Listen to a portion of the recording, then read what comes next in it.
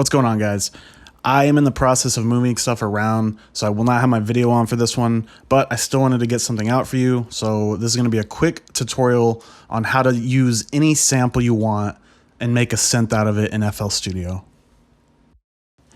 As with pretty much everything else in music production, there are so many different ways you can do this. I am just really showing you one way, and I'm kind of just going over the bare minimum of creating using a sample and the things you can do to it to make it sound like a synth and, you know, follow your notes correctly and be in the right key, all that stuff. So if you're looking for anything really more than that, let me know in the comments and I could probably put something together, but this is bare minimum stuff here.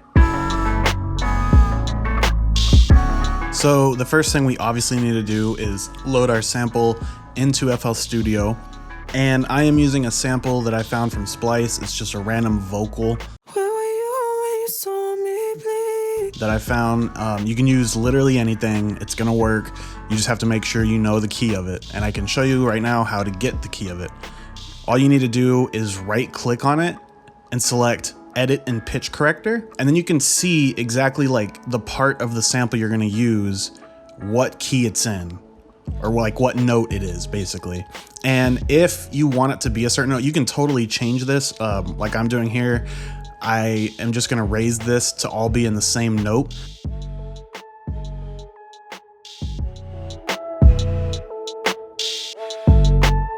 And this step, which is just as important as the last step, is gonna be selecting the correct key.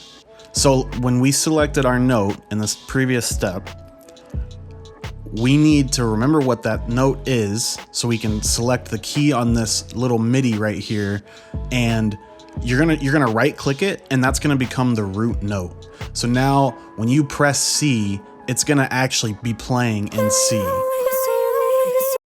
So if you have, you know, an 808 or something and you want it to be in the right key, say it comes in D or something, you're gonna right click on that D and now you can play a C and it's gonna actually be in C and you don't have to kind of guess where in the MIDI you need to be playing.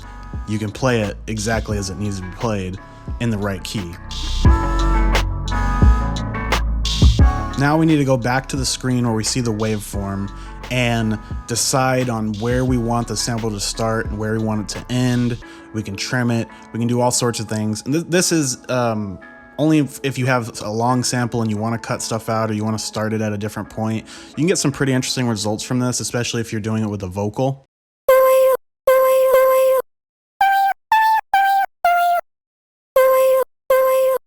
So this is how I did it. I'll show you another example of another vocal I did and just different placements you can have so you can hear the different sounds you can get.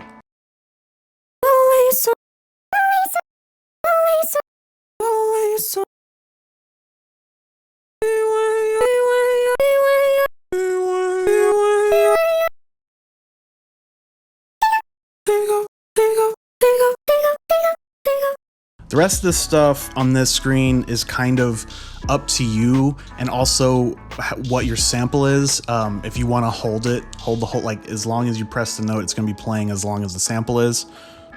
You're totally welcome to do that. I like to give it a decay so that it's just a little shorter, because when you go up higher and you play higher notes, the sample is going to be shorter because it's speeding it up.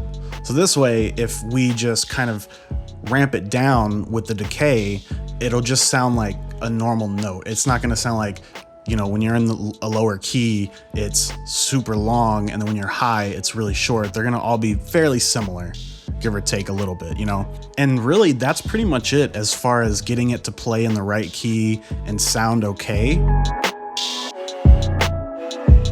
To go further into this, you would add it to a mixer channel. Then you could add reverb,